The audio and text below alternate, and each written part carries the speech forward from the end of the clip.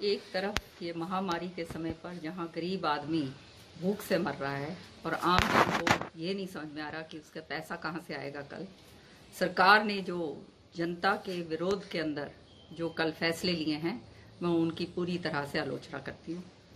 और ये फैसले जो हैं ये जनहित के ही नहीं, ये ऐसे फैसले हैं जो आने वाले समय में सरकार को बहुत ही भारी पड़ेंगे।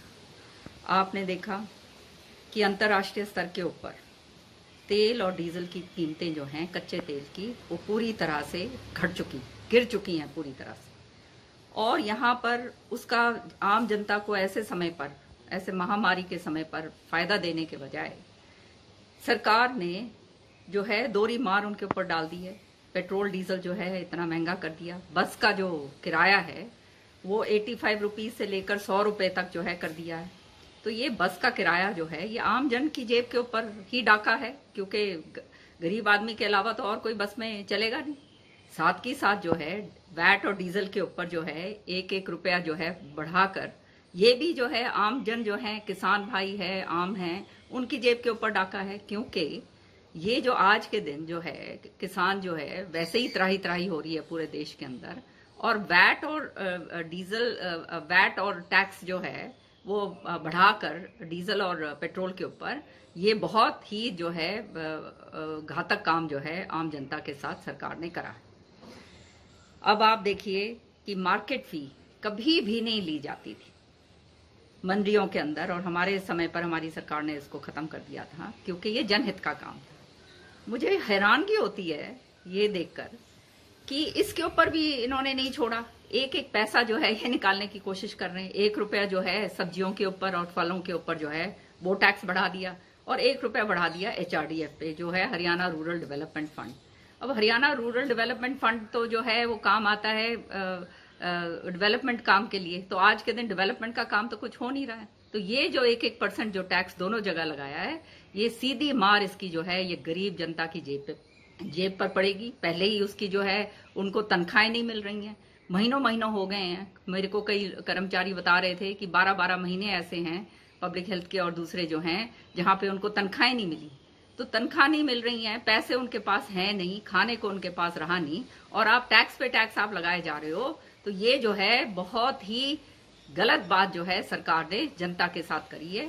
जो सरकार चुनी जाती है जनता के हित के लिए, आज वही सरकार जनता का जो है हित जो है वो पूरी तरह से उसने नजरअंदाज कर दिया है। ये कहा था कि दाना दाना खरीदा जाएगा, आज रोज अखबार भरे पड़े हैं कि किस तरह से जो है कहीं बारदाने का घोटाला हो रहा है, बारदाना पूरे समय पर नहीं पहुंच रहा है, मंडियां जो हैं वो भरी पड़ी हैं गेहूं से और सरसों से। दाने दाने की बात छोड़िए, मापदंड ऐसे लगा दिए। गेहूं जो है, गेहूं खरीद के लिए इन्होंने स्पष्ट कहा था कि सारा एक एक दाना गेहूं का खरीदा जाएगा, जो हमेशा से होता है। इन्होंने केवल अब वही किसानों को जो है ये खरीदने की आगे काम कर रहे हैं जिन्होंने ऑनलाइन के ऊपर जो व्यवस्था अपनी करी। अब जो ऑनलाइन पे व्यवस्था नहीं कर पाया अपना बेचारा किसान ये महामारी के समय, ऐसे विकट समय के अंदर, वो कहाँ जाएगा? वो सारे के सारे दाने अपने घर के अंदर रखेगा क्या?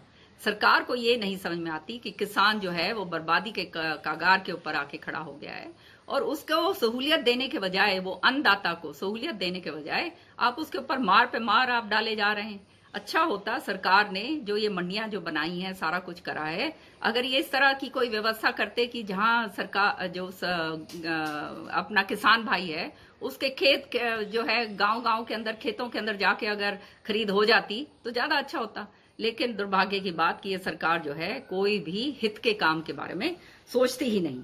साथ ही साथ जो है हमने देखा कि बहुत बेमौसम बरसात सारी जगह हुई है, और मंडियों के अंदर जो है ये सारे दाने पड़े हुए हैं, पूरे का पूरा जो है फसल पड़ी हुई है। इसका जो भरपाई है, मैं कहती हूँ कि ये भी जो है सरकार को पूरी तरह से करनी चाहिए, ताकि अन्नदाता को कुछ तो राहत दें। साथ ही साथ आज जब डीजल के रेट इतने कम हो गए, सरकार के खजाने के अंदर पैसा इतना आ गया है, तो वो ही मैं डिमांड करती हूँ कि किसान भाई के लिए सब्सिडी दे सरकार। अगर जनहित का कोई काम करना चाहती है तो सब्सिडी दे, पेट्रोल पे, डीजल पे, खाद पर, बीज के ऊपर, और क्या कहते हैं, ये जो किसान के जो उपकरण होते हैं इनके ऊपर सब्सिडी दी जानी चाहिए, ताकि किसान जो हमारा अन्नदाता है उसको थोड़ी सी राहत मिले। विभाग के मंत्री जो हैं बहुत बड़े बड़े दावे कर रहे हैं कि एक एक पैसा जो है पहुंचा दिया गया है, लेकिन मेरे किसान भाइयों ने मुझ तक फोन करके ये बात बताई कि जुई मंडी है, सिवानी मंडी है, वहां पे अभी तक किसान की जो खरीद है उसका भुगतान नहीं हो पाया। तो पहले तो आपने पूरे दाने नहीं खरीदे हैं, देरी आपने कर दी है, और अब जो खरीद करी है उस खरीद का भुगतान भी अगर आप नहीं करेंगे तो किसान भाई कहां जाएगा? वो सारा का सारा इसी पैसे से उसका सारा गुजर होता है, लेन देन सारा उसका इसी पैसे से होता है, और आप कहते हैं कि कोई फर्क नहीं पड़ता। प्रधानमंत्री जी ने अपने संदेश में कहा कि जो भी कर्मचारी जिसके भी फैक्ट्री में काम कर रहे हैं उनको उनकी तनख्वाहें दी जाएं, और फैक्ट्री वालों को कहा, और मैं इसको सराहनीय मानती हूँ। लेकिन एक तरफ तो ये बात है, और दूसरी तरफ मुझे हैरानगी होती है कि 2 साल के लिए जो कर्मचारी हैं जो पूरे सरकार को चलाते हैं उन कर्मचारियों का डीए जो है वो काटा जा रहा है। अब ये तो बहुत ही जाती मैं समझती हूँ है, क्योंकि आप एक तरफ आप उनका डीए काट रहे हैं, दूसरी तरफ जो है आप कह रहे हैं कि उनको आमजन जो है उनको निकाला ना जाए। हमारे जो हैं बच्चे जो हैं आज उनसे 5-5 रुपया जो है मांगा जा रहा है कि भाई दान दो, किसान से अलग मांगा जा रहा है, लेकिन नौकरियां जो हैं उसके ऊपर पूरी तरह से रोक लगा रहे हैं। तो लोग जाएंगे कहां? सरकार जो है सहूलियत देने के बजाय सरकार जो है पूरी तरह से अपना काम जो है नहीं, जो उसको करना चाहिए वो नहीं कर रही।